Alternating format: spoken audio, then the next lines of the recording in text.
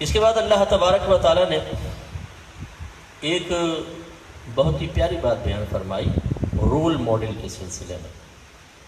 الحمدللہ ہم مسلمان جو اہل سنت و جماعت کہلاتے ہیں، ہم اپنے اکابرین کو اپنے لیے رول ماڈل بناتے ہیں، دیگر انبیاء علیہ السلام کو، خاص طور پہ نبی کریم صلی اللہ علیہ وسلم کو، پھر صحابہ کرام، پھر اولیاء کرام، پھر امت کے جو بڑے اکابرین گزرے ہیں۔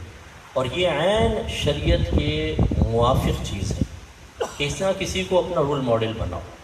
چنانچہ نبی کریم صلی اللہ علیہ وسلم کے دور کے منافقین کو بھی یہ دعوت دی گئی کہ تم رول ماڈل بناؤ۔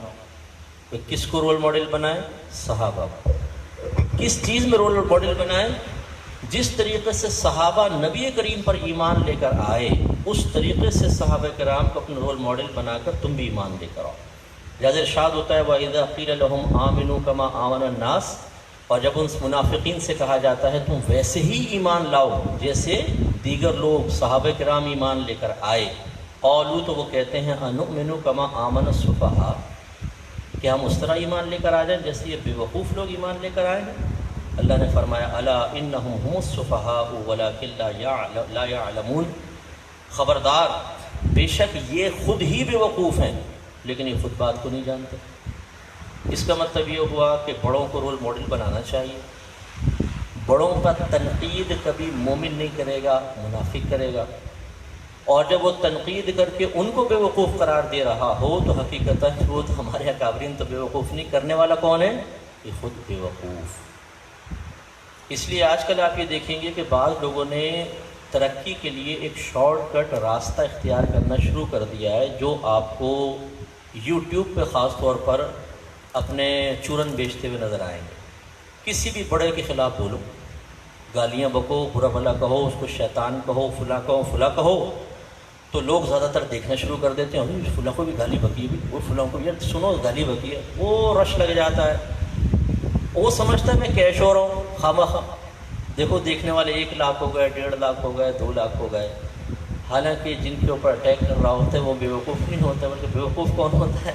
وہ خود ہوتا ہے۔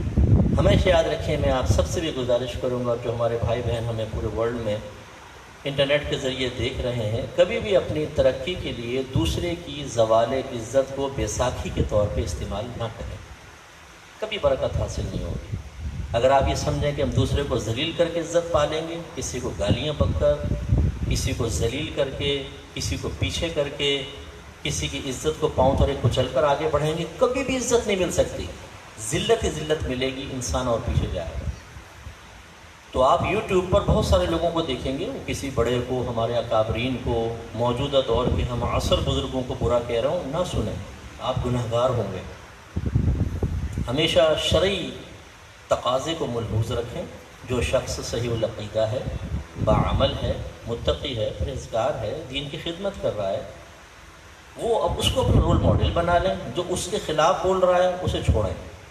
اور ایک اصول آپ کو دے دیتا ہوں، جو آپ کے ازمنہ سابقہ کے بزرگوں کو برا بھلا کہہ رہا ہو، اسے بالکل آپ اس سے دور رہیں، بالکل دور رہیں، اس لیے کہ وہ بزرگ، ان کا زمانہ زمانہ نبوی سے قریب تھا، وہ بابرکت لوگ تھے۔